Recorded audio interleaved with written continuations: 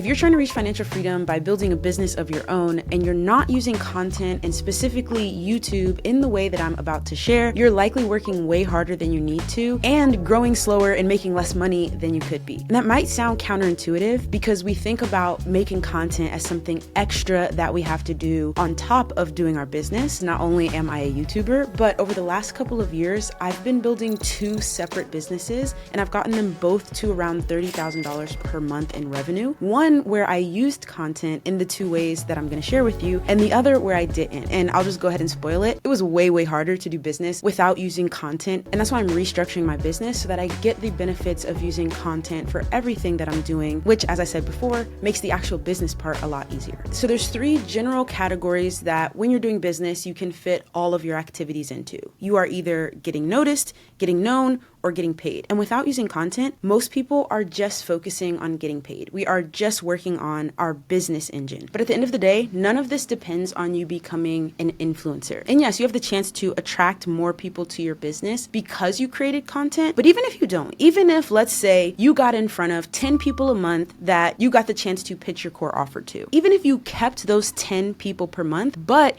you had this content engine on top of your business engine in order to get noticed by them and then get known by them before they made the purchasing decision, you would be more successful with those 10 people. And that's why I say it's not about becoming an influencer or about going viral. It's about working smarter, not harder, to get people to know who you are, trust your business, and decide to work with you. And no matter what industry your business is in, it's typically going to be made up of these 5 components. You're going to have your core offer. For example, on this YouTube channel, for the last couple of years, I've been helping people to reach financial freedom through their own businesses and through real estate investing. And then the business that I wasn't using content to promote, which ironically was actually helping business owners to run their YouTube channels for their business. We'll get into why I didn't use content for that later, but those would be the core offers. For you, you might have a core offer of running someone's social media. You might have a core offer of building beautiful privacy fences in local areas. You might have a cleaning business. There's a million businesses out there and they pretty much all start with a core offer. And then from there, there's onboarding SOPs, which are part of your business engine because somebody has to make the decision to pay you. And then there's a transition between they were a prospect, they paid, and now they're a client. And you have to have your standard operating procedures of how you get them into that. And don't worry, we're going to come back to how making content in 2 specific ways is going to make all of this process a lot easier and a lot faster for you. Then you have your fulfillment SOPs, which is just how do you fulfill on the thing that the person paid for. From there, you should have testimonial capture. So for example, when people go to my website, we use a little widget so that anytime somebody drops a testimonial in about working with us, it just automatically populates to the website. And so we almost have like this infinite scroll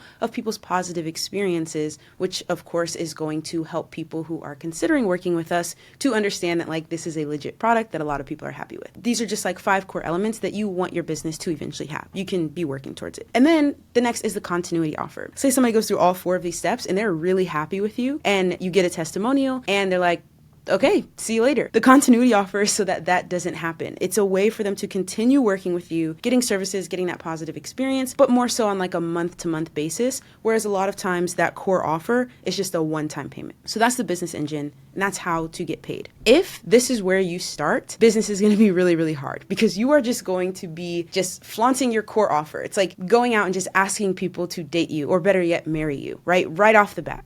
Right as you meet them. Instead, we can use content in 2 ways, basically on top of this business engine, so that when they arrive and they see this core offer and start going through this process, not only are they more willing to invest in your core offer, but they also already have a positive mindset and a positive impression of who you and your brand are, so that if you make any mistakes during this process, it's okay. Typically, we are more willing to be gracious and forgiving when we have a little bit of a bumpy experience with someone that we know, like, and trust versus if it was a complete stranger. Think about like if you're walking past your mom in the kitchen and she bumps into you, you're probably not gonna like square up and try to fight her. But if that happened in the grocery store, you know, things might go down a little differently. So how do we add a content engine on top of our business so that before we try to get paid, we are first getting noticed and then getting known. So when people arrive at get paid, they have an entire different perception of who we are and what we do. And it makes this entire process a lot easier, which of course is going to make you a lot more money. Also, this business engine breakdown is just the last part in my one-page self-funded freedom business plan, which is part of what we're talking about here, but you can go much more in depth and get your hands on this PDF by clicking the link in the top comment. It'll take you to a page where you'll answer a couple of questions about your business and what stage you're in. And once you complete those questions, not only will you get the full PDF to use for yourself, but you'll also get some answers about what areas you're strong in, what areas you might be weaker in, and the order in which you want to build out your business to help you reach financial freedom. So that resource is free, and the link to answer those questions and get this PDF are in the top comment. So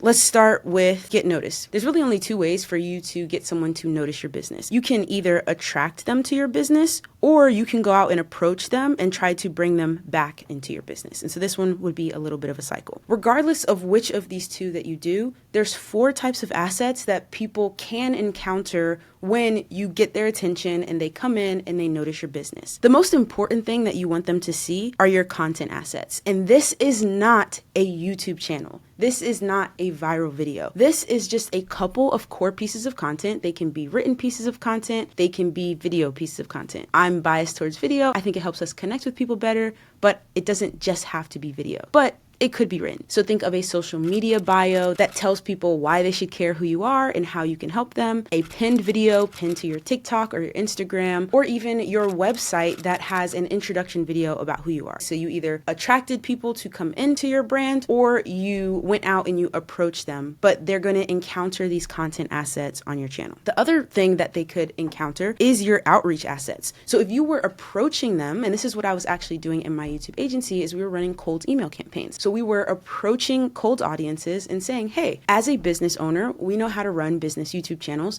We can help you to get more leads into your business and make this entire process easier. Here is a free something that we are using as an outreach asset in order to get their attention. And so there were things like, I'll do a custom loom for you, or here's a free report about your niche, or here's a free audit of your channel. Whatever it is, those were outreach assets. They were the first thing that somebody was encountering when they first noticed my business. Then there's referral assets. And these are just what it sounds like when somebody that you've previously worked with refers you to someone else. And so you might give them a little digital gift card, or you might have a specific landing page that you want them to share with people in their network, which just welcomes them into your business, maybe gives them a chance to book a call with you. But that's the first thing that they encounter. And then there's paid ads. And I personally don't run paid ads, but there are a ton of businesses who are running ads on Instagram, TikTok, Google, and that is the first thing that people are encountering from them. Now notice, none of these things require you to post one video on YouTube every single week. This is just about having a set of landing pages with written content, video content, social media profiles that are optimized with at least a couple pieces of content in your bio or pinned to the top of your profile that answer the question of who the heck you are, why someone should care, and then how you can help them. This is the first way of using content, that even if you just have these assets, and you don't have to have all of them. Really, I only have 2 of these and have been able to grow to multiple tens of thousands per month. So you don't have to do them all, but just with a portion of them, you can have people arrive at the decision to buy your core offer way warmer as a lead than if you didn't have them, right? If you were just approaching people, not running them through any of these options and just saying, hey, can you buy my core offer? But there's a middle step, which is not just get noticed, but get known, that can make it even easier. And this starts with doing something called 7-11-4. And this is a term from a Google research study. I believe it's called 0 Moments of Truth. Honestly, I don't even know why it's called that, but that's what it's called. And it was a study on buyer behavior. And Google has data on all of us. It focused on answering the question of what does someone do when they become aware of a person or a business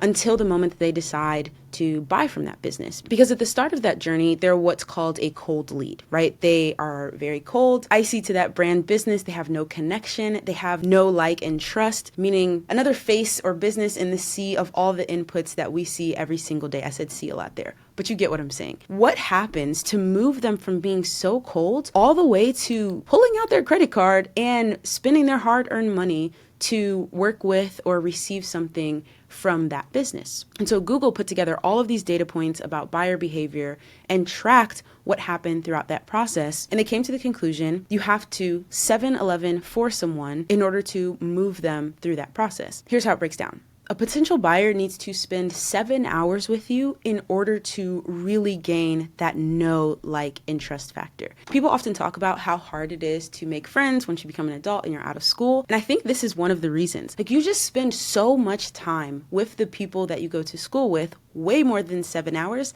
that it bonds you really, really quickly. Even if you don't necessarily like the people that you went to school with, you still feel like you know them pretty well. And the same thing happens when somebody spends 7 hours interacting with you or your business's content. The 11 is that those 7 hours happen across 11 different touch points or occurrences. And this is why for my business, we are a YouTube first business. There's a couple other types of content that we make. Like, for example, we're going to do shorts, we're going to post on TikTok, we write emails, right? There's a lot of different types of content that you can use to 7-Eleven for someone, but YouTube is where long form content lives. And so it's fastest to get to those 7 interactions. And YouTube is this curated home feed. So when someone returns back to YouTube after watching you one time, YouTube's more likely to show them your video again, which is going to help you get to those 11 different instances. Now, the reason that we still do all of this other types of content, like for example, I go live, we do Zoom programs like this self-funded Freedom Challenge, which is a 5-day challenge that we do on Zoom to help people build that business engine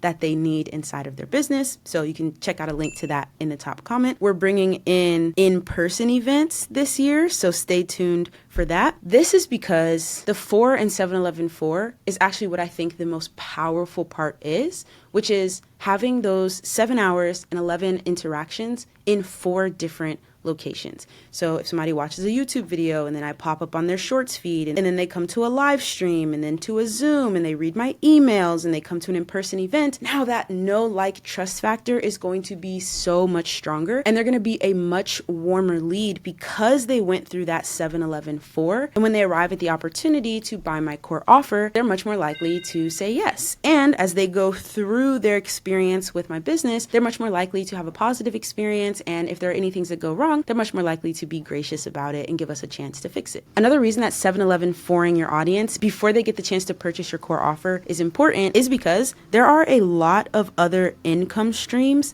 that you can attach to that 7-Eleven 4 process that aren't going to distract you from your main business. And I think this is the biggest misconception about creating income streams that was definitely a trap that I fell into, which was like, oh, the average millionaire has 7 income streams. And so I tried to set up an income stream here with real estate investing. I thought about trying to purchase some vending machines and doing this affiliate program and all these things that had nothing to do with my core business. And they just spread yourself thin. But if you can monetize and create income streams off of the activities that you're doing anyway for your core business, then you have some synergy and you're still keeping all of your direction focused in one place. So the first income stream that kind of fits this mold is going to be YouTube AdSense. There's no other place that I know of where you can market your business and get paid to do it. Right? If I want to do paid ads, like we talked about earlier, and I go to Facebook, I'm going to have to pay Facebook to put my content in front of, a potential audience member. When I go make a piece of content on YouTube, I get paid to make it and it still gets in front of a potential client for my business. And so YouTube AdSense is a great way. But there are also others. You can have sponsorships, you can have affiliate partners, you can have digital products, and there's probably others that I can't even think of right now. We're going to go much more in depth into this 1-page business plan inside of that self-funded Freedom Challenge, as well as give you the chance to borrow my team of scriptwriters, editors, designers, and more in order to help you actually implement some of this into your business. It's going to be a super fun week on Zoom. There's a link in the top comment to check it out, and I hope to see you there.